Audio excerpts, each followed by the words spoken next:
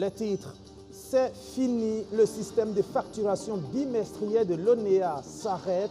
Après 4 années de mise en œuvre, le bilan est jugé mitigé.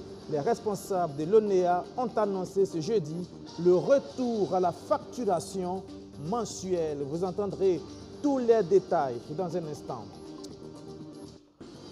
Et puis, baisse substantielle des coûts des actes d'hémodialyse dans les hôpitaux publics. Vous l'avez entendu hier, la décision a été prise en Conseil des ministres. L'ABUDIR, l'association burkinabé des dialysés et insuffisants rénaux, salue cette mesure du gouvernement qui coïncide avec la journée mondiale du rein commémorée ce jeudi 14 mars.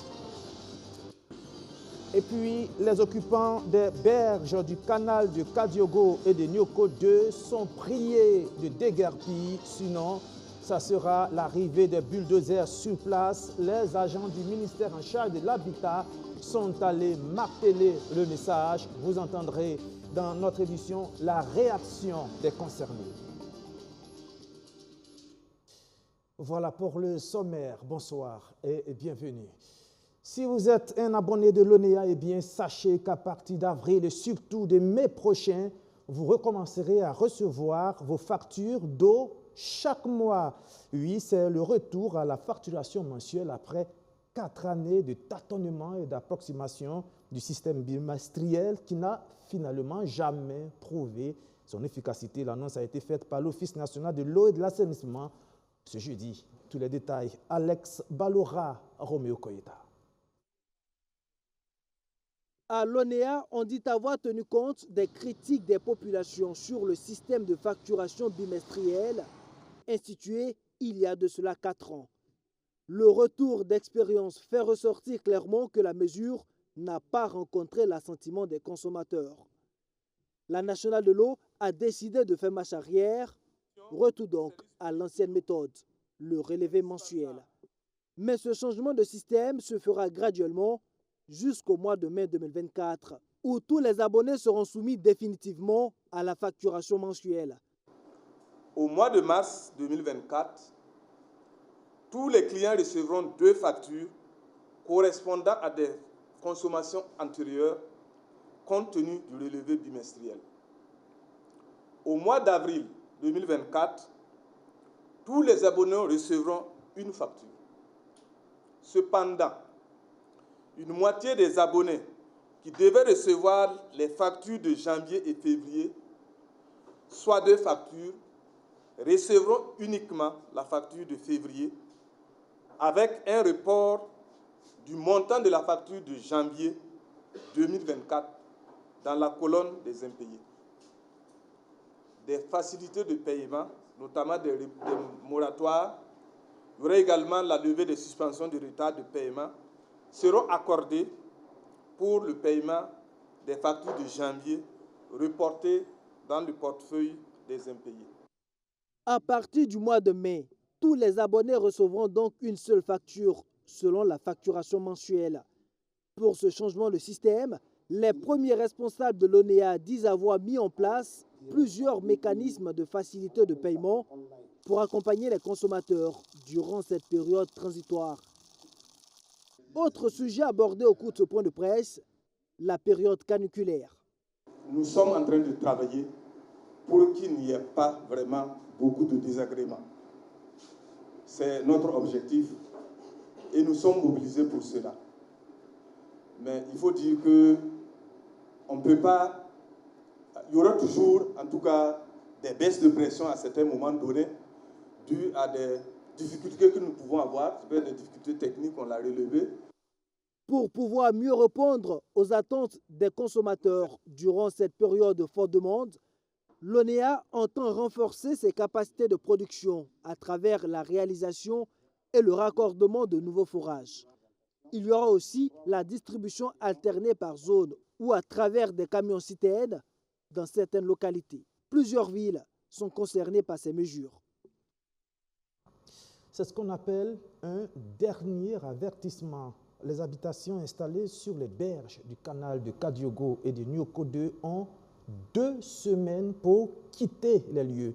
Les agents du ministère de l'Urbanisme étaient sur place ce 14 mars pour marteler encore le message, certains occupants demandent qu'on leur accorde un délai supplémentaire, même si déjà les avis de démolition sont visibles sur les murs. Abdou Aziz Saré. Sur les berges du canal Kadiogo et de Nyoko 2, dans l'arrondissement 10 de Ouagadougou, plusieurs dizaines de nouvelles maisons d'habitation à démolir. Ces bâtiments ont été construits en violation des lois qui régissent le secteur des aménagements et de la construction. Selon les textes datant de 2009, la distance minimale entre les habitations et les principaux canaux de drainage d'eau doit être de 100 mètres, ce qui n'est pas le cas dans ce quartier non loti. Pourtant, les habitants ont été avertis depuis plusieurs années par les premiers responsables en charge de l'urbanisme. Ce matin encore, l'Office national du contrôle des opérations d'aménagement et de construction est sur les lieux pour prier une fois de plus les riverains de déguerpir, avec cette fois-ci un ultimatum de 2 semaines.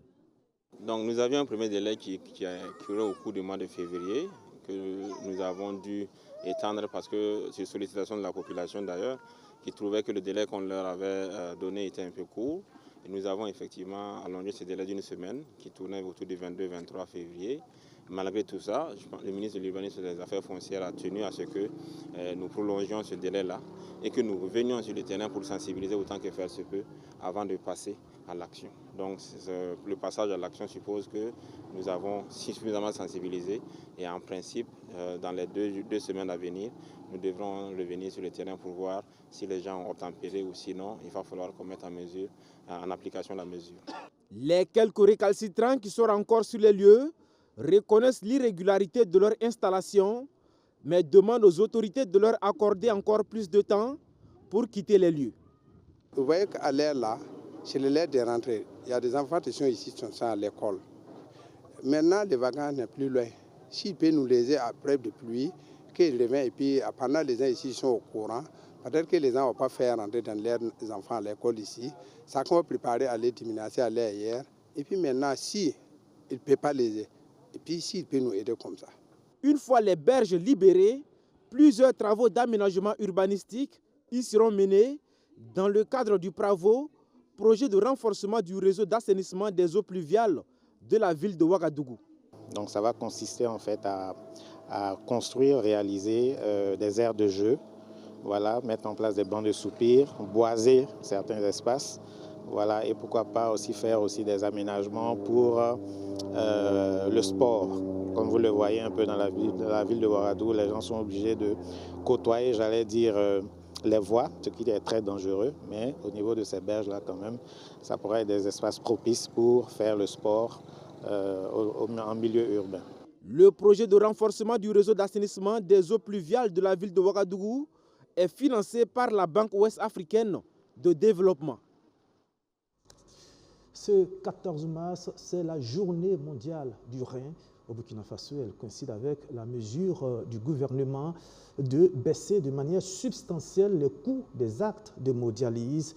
Un acte fort bien apprécié par l'Association burkinabé des dialysés et insuffisants rénaux, même s'il reste encore certaines préoccupations liées à la prise en charge, ont déploré les patients. Amadou Diko, reportage. À compter du mois d'avril prochain, la caution de 500 000 francs CFA pour l'accès à l'hémodialyse sera supprimée pour tous les malades souffrant d'insuffisance rénale chronique. Quant aux malades souffrant d'insuffisance rénale aiguë, la somme à débourser pour une séance d'hémodialyse est fixée à 2 500 au lieu de 15 000 francs CFA. Ainsi en a décidé le gouvernement lors de son dernier Conseil des ministres. Une décision saluée par l'ABUDIR, Association burkinabé des dialysés et insuffisants rénaux, en marge de la Journée internationale du rein, commémorée ce jeudi 14 mars. Pour cette organisation de défense des droits des personnes atteintes de maladies rénales, cette mesure vient comme une bouffée d'oxygène pour les malades qui éprouvent des difficultés pour financer leur prise en charge. Nous sommes soulagés d'apprendre que désormais, pour être éligible aux soins, on n'a plus besoin de déposer la caution de 500 000. Vous savez que c'est une somme rédhibitoire pour les Burkinabés moyens. Or, si vous ne payez pas ça, vous ne pouvez pas être admis, vous ne pouvez pas être soigné et c'est l'issue fatale. Donc ce que le gouvernement vient de faire est hautement salutaire. L'admission en dialyse est désormais gratuite, mais qu'en est-il de la fistule artério-veineuse? Considérée comme le point d'accès au sang du patient pendant sa séance d'hémodialyse, ce dispositif vital est facturé à 250 000 francs CFA dans les centres de santé, des frais jugés très élevés par les patients. C'est pourquoi l'Abudir plaide auprès des autorités pour que les frais de la fistule soient revus à la baisse ou tout simplement annulés. Parce que très souvent, on a tendance à penser que ce sont les malades qui n'entretiennent pas leur fistule. Non. Si vous avez une baisse rapide de la tension, votre fistule tombe. Donc, s'il y avait une infection qui vous prend, votre fistule tombe. Donc, ça fait que ça ne dépend pas toujours du malade. Nous demandons la compréhension et nous souhaitons, comme dans certains pays, la fistule soit prise en charge par les pouvoirs publics et que ce ne soit plus à la charge du malade. 5 milliards de francs CFA, c'est la subvention de l'État chaque année pour la prise en charge de la fistule. Au-delà de cet accompagnement, le ministre Kargougou rassure de la disponibilité de son département à travailler pour améliorer les conditions de prise en charge des malades. Nous allons rester dans cette dynamique pour étendre davantage l'ouverture des centres d'hémodialyse. C'est aussi l'engagement d'améliorer l'accessibilité financière en rapport avec cette décision historique déjà prise hier en Conseil des ministres. C'est aussi l'engagement, et je voudrais insister sur ça, c'est l'engagement de faire en sorte que la transplantation rénale soit une réalité cette année 2024. Et je voudrais rassurer que les équipes techniques sont à pied d'œuvre pour faire en sorte que cet engagement du gouvernement de transition soit une réalité au cours de cette année 2024. Au Burkina Faso, la journée mondiale du rein est commémorée sous le thème « La fistule artério-veineuse, le parcours du combattant ». Le régime social unique sous sa forme actuelle est-il efficace? Peut-il atteindre les objectifs attendus? C'est globalement à ces questions que vont tenter de répondre les participants à un atelier de présentation des résultats de sa phase pilote. Elle a eu pour cible les régions du centre-est et du centre-ouest. Plus de détails, Amandine Tago, Arsène Konitamde. Avant la mise à l'échelle du RSU, registre social unique, les acteurs de mise en œuvre évaluent les résultats de la phase pilote de déploiement.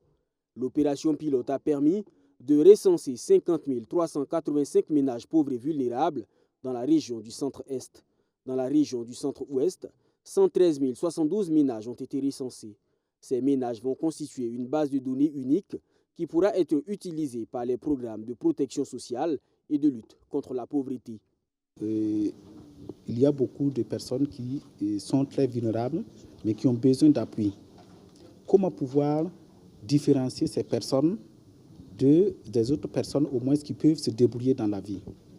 S'il n'y a pas d'outils consensuels, s'il n'y a pas d'outils, on peut dire sérieux, nous risquons de nous tromper de cible. C'est-à-dire qu'on va aller aider des gens qui n'en ont pas besoin et ceux réellement qui en ont besoin ne vont pas bénéficier de l'aide.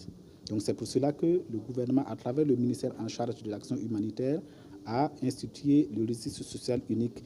Certains objectifs visés par la phase pilote du RSU n'ont pas été atteints, en raison, entre autres, du difficile accès à certaines zones des régions ciblées. C'était notre ambition d'avoir 210 000 ménages, disons, mais à l'arrivée, nous avons 143 000 ménages et environ 900 000 individus au titre du milieu rural. Il faut dire que nous avons été confrontés à des questions d'accessibilité dans certaines localités, compte tenu des défis sécuritaires. Et aussi, il y a eu d'autres questions liées à la maîtrise même des outils. Tout ça, ce sont des leçons que nous tirons. L'opération pilote a permis de tester le dispositif du RSU, d'enregistrer les points de réussite et aussi de mieux cerner les faiblesses. Après cet atelier de capitalisation, Des recommandations vont être formulées en attendant la mise à l'échelle du RSU. Depuis ce 12 mars a débuté la 3e édition des Journées scientifiques sur l'enfance. Les travaux vont notamment se pencher sur la contribution du monde de la science et de la recherche à la promotion des droits des enfants, surtout dans un contexte de crise sécuritaire. Les mécanismes d'interpellation et de protection déjà existants sont-ils à la hauteur des défis? Maxime Boudot. Enseignants, chercheurs, doctorants, étudiants et partenaires intervenant dans le domaine de l'enfance évaluent la contribution de la science dans la promotion des droits des enfants. Nous sommes aux 3e journée scientifique sur l'enfance au Burkina Faso. Du 12 au 15 mars 2024, ces acteurs vont réfléchir sur les actions à mettre en œuvre pour améliorer le bien-être des tout-petits.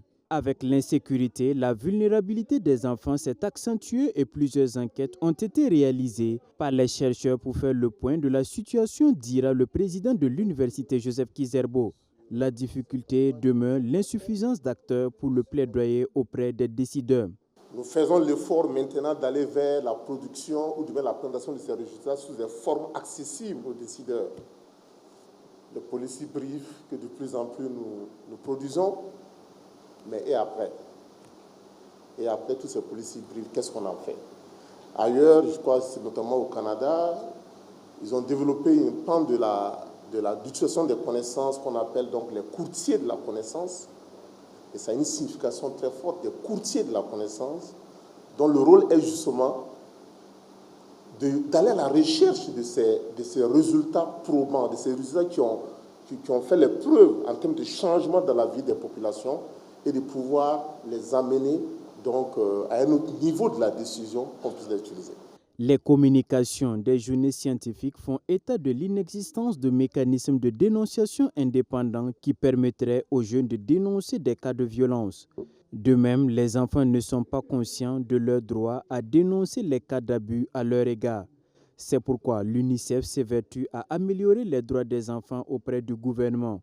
Déjà, l'organisation internationale se satisfait des actions déjà réalisées sur le terrain. Nous avons des progrès dans le domaine de l'éducation où nous travaillons avec le gouvernement pour réduire le nombre d'enfants hors école dans tout le pays.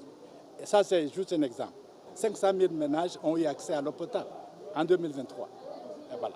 Et 700 000 personnes vivent dans un environnement qui est considéré comme un environnement assaini. 4 jours durant, les acteurs vont bénéficier de données à même de rectifier la trajectoire de certains programmes en cours d'exécution pour plus d'impact. Nous avons également des tables rondes aussi, où nous voulons aussi avoir l'avis de l'ensemble des acteurs, notamment ceux du monde aussi social et coutumier. Voilà. Donc on a un panel sur la parentalité en temps de crise pour un peu réinterroger un peu la question des parents. Voilà, surtout que souvent on devient parent ou responsable de ménage à un très jeune âge. Initié par l'Institut supérieur des sciences de la population, ces journées scientifiques de l'enfance au Burkina Faso se veulent un cadre pour promouvoir le dialogue entre les chercheurs de différentes disciplines de l'université. À présent, cette question, comment amener les hommes de médias à utiliser avec beaucoup plus d'efficacité les données statistiques dans le secteur agricole afin de mieux informer le grand public et aussi d'influencer les politiques publiques? Une dizaine de journalistes sont en formation sur le sujet à Koudougou depuis le début de la semaine. Benjamin Kwame. Des journalistes à l'école de la production des données statistiques agricoles. Une dizaine, ils se familiarisent avec le processus de collecte, la fiabilité, l'accès des personnes ressources dans le traitement des données aussi bien dans les communes rurales qu'urbaines.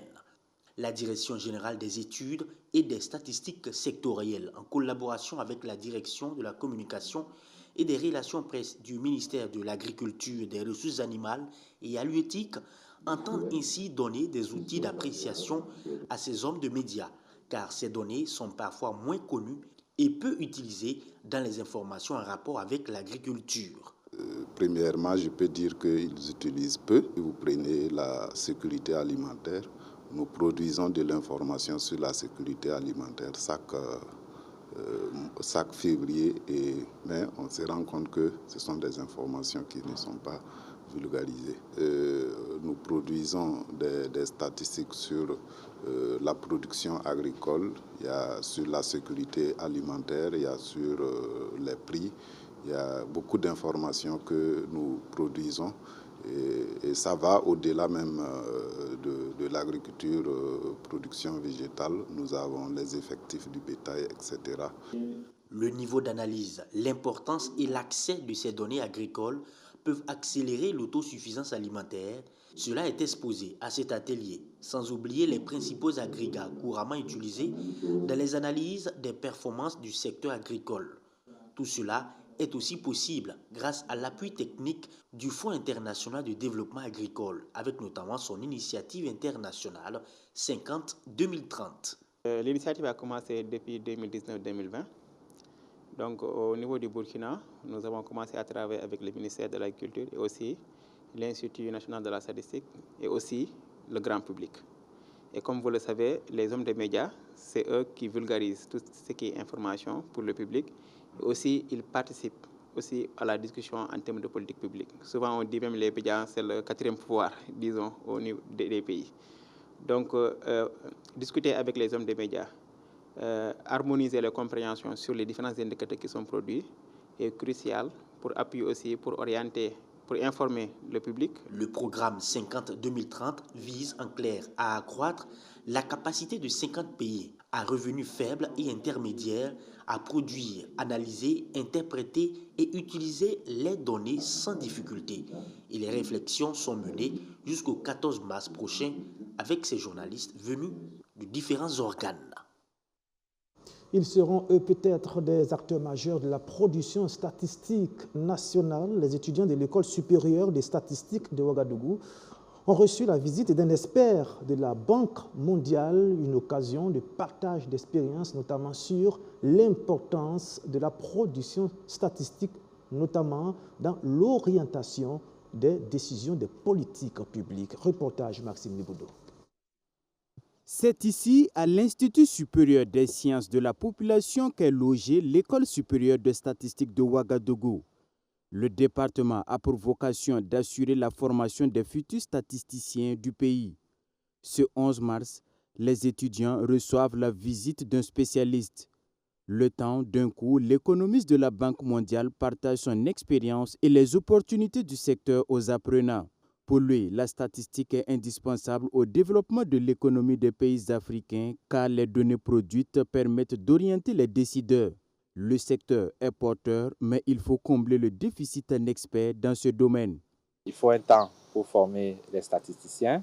Ils ne sont pas en nombre suffisant. Il y a un déficit qui est en train d'être comblé. Ça prendra encore un peu de temps. Les autorités sont sur la bonne voie. Ils ont mis du financement pour former les jeunes statisticiens.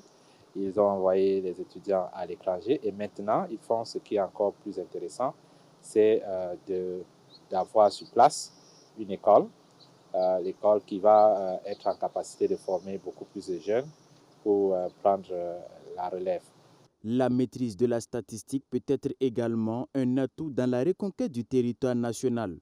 Il appartient donc aux étudiants de produire régulièrement des enquêtes en vue de soutenir la paix, indique le conférencier. Les statistiques sociaux, c'est important. Les statistiques pour tout ce qui est gestion de l'économie en général, c'est important. Et il y aura d'autres domaines de statistiques qui vont apparaître au fur et à mesure que nous aurons comblé les statistiques de base. Et ça arrivera plus tôt que tard. L'école est fonctionnelle depuis 2021 et elle bénéficie du soutien de la Banque mondiale et de l'Institut national de la statistique et de la démographie. Elle offre plusieurs filières de formation. Il y a beaucoup de candidats, disons, qui se présentent au test. Très peu sont retenus. On retient, par exemple, pour les filières statisticiens économistes, environ une vingtaine, dont 10 qui proviennent de mathématiques et 10 qui proviennent d'économie. Donc l'entrée est très très sélective et les étudiants ils montrent quand même de l'engouement parce qu'ils savent que c'est un métier d'avenir. Je pense que le passage du représentant du Dr Tchanan Tchanan de la Banque mondiale aujourd'hui ici permet de les galvaniser davantage, leur montrer qu'il y a une panoplie d'opportunités qu'ils peuvent saisir et qu'eux aussi, ils peuvent devenir de grands statisticiens et travailler à l'international. L'École supérieure de statistique de Ouagadougou ambitionne intégrer le réseau des écoles de statistique africaines. L'idée est de permettre à l'établissement de bénéficier du concours d'entrée commun organisé par l'ensemble des écoles du réseau et pouvoir recevoir des étudiants affectés de la sous-région. Plusieurs représentants gouvernementaux et des acteurs de la société civile sont réunis depuis ce matin à Ouagadougou pour un atelier sous-régional sur la transparence des changements climatiques. Vous le savez, le climat est un enjeu majeur de développement. Risnata Ouedraogo, Leila Yampa, Achmed Boy. L'objectif de cette rencontre sous-régionale est de soutenir les pays dans la mise en œuvre de l'accord de Paris sur le climat. Cet accord oblige les pays signataires à mettre en place un cadre de transparence nationale efficace et durable pour le suivi des actions en matière d'atténuation et d'adaptation au changement climatique. Donc il faut dire que le gouvernement a eu un regard sur la transparence climatique et a adopté hier en Conseil des ministres un décret qui va permettre d'orienter les acteurs techniques sur le système de mesurage et globalement de la transparence climatique, que ce soit pour réunir des informations techniques ou pour capitaliser les informations financières et pour leur analyse, leur appréciation, voilà, pour nous permettre d'aller de l'avant sereinement. Selon CBIT, Capacity Building Initiative for Transparency, le suivi précis et régulier des actions d'adaptation et d'atténuation des effets du changement climatique est essentiel pour évaluer les progrès réalisés par les États dans le domaine de la lutte pour la protection de l'environnement. Mais le système qui existe au Burkina Faso, c'est quoi? C'est un système qui n'est pas périn. Il s'agissait à chaque besoin de rendre compte au niveau international, de recruter des experts, de recruter des consultants qui viennent, qui font le travail, qui déposent des rapports que nous communiquons au niveau des Nations Unies. Donc avec l'évolution, l'accord de Paris, qui a encore plus d'exigences pour le rapporteur, qui demande encore plus de transparence, il faut qu'on arrive à mettre en place un système pérenne où c'est le gouvernement même qui porte ce système. C'est là que la réflexion a démarré. Ça fait 3 ans qu'on est là-dessus, avec des concertations au niveau régional, la prise en compte du secteur privé, la prise en compte du monde associatif, pour que chacun puisse dire qu'est-ce que je peux faire pour contribuer à renseigner ces indicateurs de manière pérenne. De ces 2 jours d'échange placés sous l'égide du secrétariat permanent du Conseil national pour le développement durable, il est attendu des propositions devant améliorer l'implication des acteurs dans la lutte contre les effets des changements climatiques en Afrique. La suite de ce journal avec cette autre question: comment construire un secteur publicitaire florissant et responsable au Burkina Faso? C'est le thème au cœur d'un atelier sur la publicité au Burkina, un atelier piloté par la commune de Ouagadougou et l'Agence de développement économique urbain. C'était ce 13 mars. Reportage Leila Yampa, Luc Pabelgem. L'occupation anarchique des espaces publicitaires, l'implantation non autorisée des panneaux publicitaires, le non-respect des règles d'identification sont des problèmes rencontrés par les publicitaires et associés de Ouagadougou. Sur initiative de la commune de Ouagadougou, ces acteurs du secteur se retrouvent au cours d'un atelier de réflexion dans le but de trouver des solutions à leurs préoccupations. La ville est inondée, polluée par des dispositifs publicitaires de tout genre et de toute forme. Et des panneaux sont implantés illégalement et exploités frauduleusement, et créant ainsi une concurrence déloyale avec les publicitaires légalement constitués. Et donc c'est une occasion de passer au peigne fin des difficultés rencontrées et trouver des solutions, voilà, pour assainir l'espace publicitaire et par là améliorer les recettes de la taxe sur la publicité au profit de la commune de Ouagadougou. Vous savez, parmi nous, malheureusement, il y a des brebis galeuses. Et malheureusement, comme le dit le dicton, un seul âne bouffe la farine et blanchit la bouche de tous les ânes.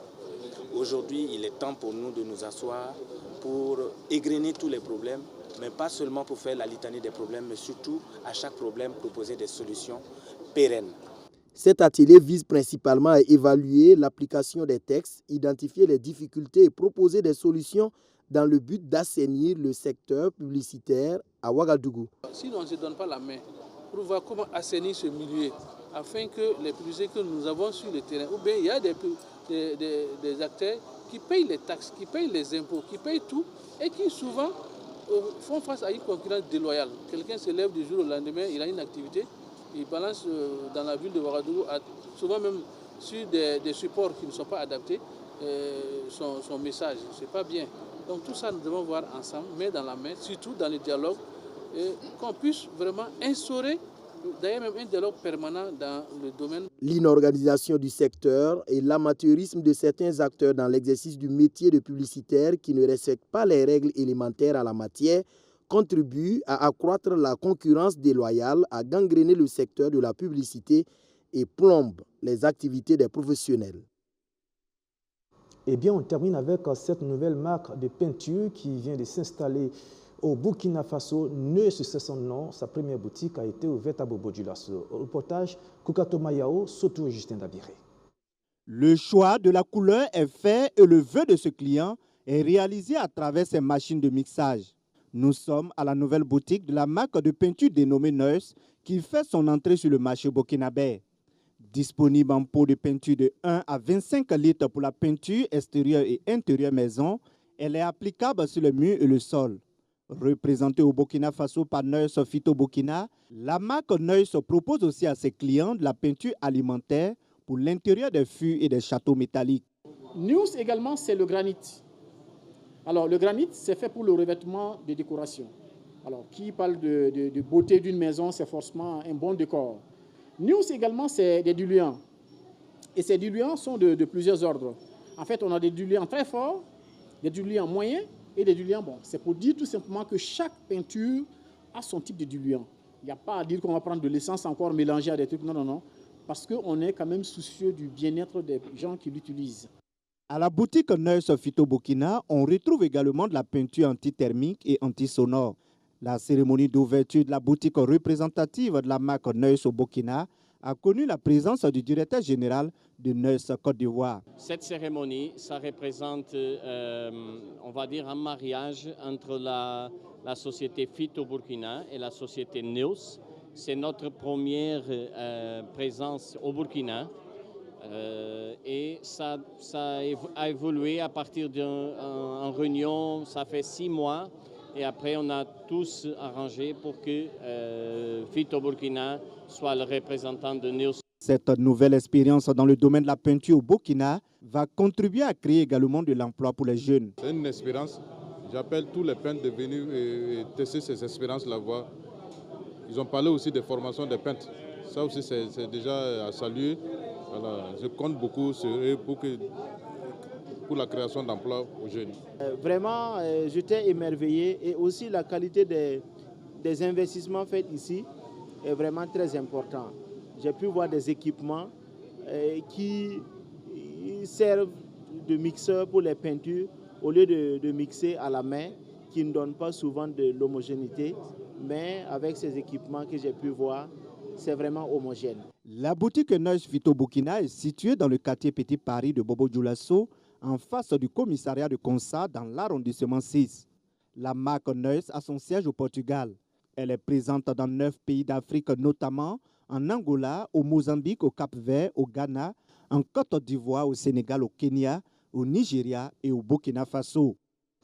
Et c'est la fin de ce journal. Merci de l'avoir suivi et merci encore une fois de votre fidélité renouvelée. Demain, vous aurez rendez-vous ici même à la même heure avec Roméo Koyeta. Moi, je vous retrouve dimanche à 19h30 pour le 7 Info. Bonsoir et au revoir.